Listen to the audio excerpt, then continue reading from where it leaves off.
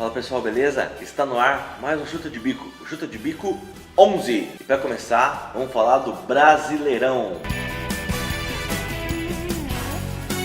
Neste final de semana, a Ponte perdeu para o Atlético Mineiro. Era uma derrota esperada.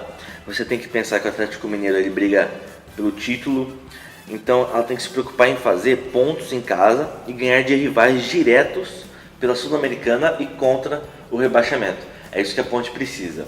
Ela precisa de pontos e ganhar de times concorrentes para as posições em que ela almeja ficar. Lógico, todo time quer ganhar um título, mas a gente sabe que a Ponte não tem um poderio para fazer tal feito, né? Não acho que seja um caso de um Leicester, por exemplo. Já o Santos perdeu também lá em Curitiba para o Atlético Paranaense. Era uma derrota esperada também, porque o Atlético Paranaense é muito forte em Curitiba. E o Santos, a gente já sabe, não é muito bom fora de casa, né? Já o Palmeiras enfrentou o Santa Cruz, venceu, foi 3-1. O Palmeiras teve uma vitória merecida, jogou muito, só deu Palmeiras. O Santa Cruz jogou retrancado e o Palmeiras está indo rumo ao título. Tem uma coisa só, como vocês puderam ver pelo placar, 3-1. O Palmeiras precisa corrigir alguns defeitos de sistema defensivo, mas eu acho que pelo que o time está jogando, creio que isso não vai atrapalhar tanto. Então, para mim, é o maior candidato ao título brasileiro. O São Paulo foi em Brasília enfrentar o Flamengo no Mané Garrincha e empatou em 2-2. O São Paulo teve um empate suado devido à expulsão do Caleri logo no começo do segundo tempo. O resultado era esperado, tanto que no Profeta a gente falou exatamente o placar, 2-2. O São Paulo ele não tem muita sorte contra o Flamengo. Mas o fato é, o São Paulo está conseguindo pontos num momento que é importante consegui-los, porque quando a gente chegar lá mais para frente, que é geralmente quando os times começam a decair, o São Paulo é nessa hora que ele tem que crescer. Então se ele continuar mantendo essa pontuação média, lá na frente pode ser que seja algo bom. E o Caleri tem que aprender a lidar com a arbitragem brasileira.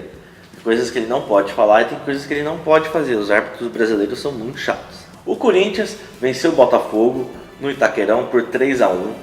Era uma vitória esperada também. Agora é ver o que vai acontecer com o Cristóvão Borges, que é o novo técnico do Corinthians.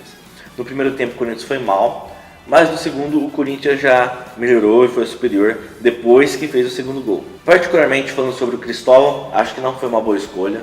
O Corinthians tinha outros técnicos para escolher. Acho que a escolha do Cristóvão não foi uma boa escolha. Gente, eu tô vendo um monte de corintiano, palmeirense, todo mundo feliz porque é líder. Falando como um tricampeão brasileiro, São Paulino que sou, você só pode começar a comemorar a partir da 15ª, 16ª rodada. Se o seu time começar a manter uma regularidade de estar lá na ponta da tabela a partir da 15ª até a 20ª, vamos supor, você pode já comemorar e pode ter certeza, o seu time vai ser praticamente o campeão brasileiro. Mas até a 15ª é tudo muito embolado. Pode ver, o Palmeiras está com 19, o Inter está com 18, o São Paulo está com 14, o Corinthians está com 16. Então se o Corinthians ganha, o Palmeiras perde, o Inter perde, o Corinthians vira líder. Se o São Paulo ganha, fica 17 pontos, fica 2 pontos atrás do líder. Então está tudo muito embolado ainda, acho que não dá para falar nada. Vamos falar agora de Copa América. As semifinais estão definidas na Copa América. Para mim, a grande surpresa é o Chile. Não pelos jogadores que tem, mas depois da saída do Sampaoli, eu achei que o time não ia jogar tudo que jogava na época do Sampaoli. O Chile fez 7-0, o Osório não escalou bem o time do México. Eu acreditava muito no México por causa do Osório, mas cara, 7-0, muito grande esse placar, muito grande a diferença. E é isso. Então a Copa América ficou Estados Unidos e Argentina, né? E Colômbia e Chile. Essas são as semifinais da Copa América. Vamos falar agora de Eurocopa.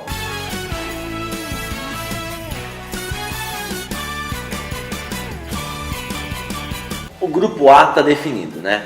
A França se classificou em primeiro e a Suíça em segundo. Era óbvio que esse terceiro jogo ia dar empate, porque a França não precisava jogar tudo que sabe, até porque já estava classificada, e a Suíça precisava só de um empate, então foi meio que calculado isso, né? Agora, A Suíça é chato de ver eles jogarem, porque eles sempre jogam pelo 0-0. Lembra aquela Copa do Mundo que eles não tomaram um gol, não venceram uma, não perderam uma e foram eliminados?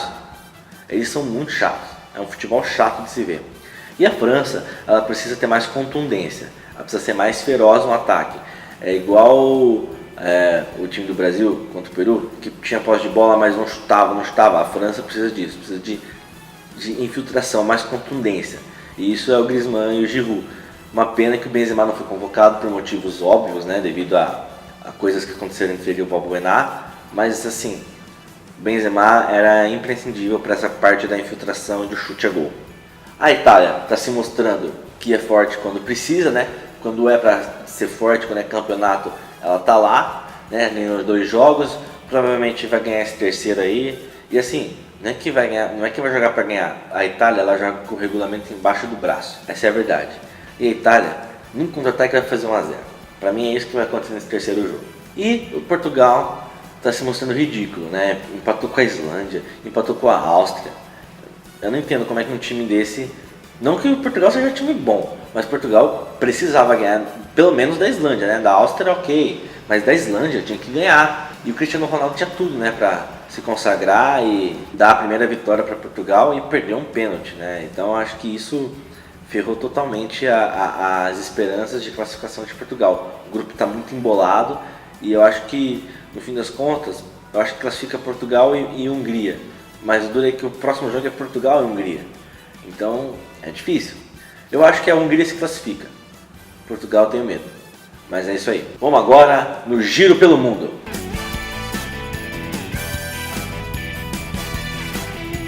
Olha, hoje no Giro pelo Mundo não tem muita notícia, né? Até porque o foco já está sendo Copa América e Eurocopa, né? E o Brasileirão. Mas tem uma notícia que já é um pouco antiga, mas a gente não deu aqui ainda, mas é importante. Pjanic, um dos grandes meias da Roma, estava sendo disputado pelo Barça, Real Madrid, foi para Juventus de Turim.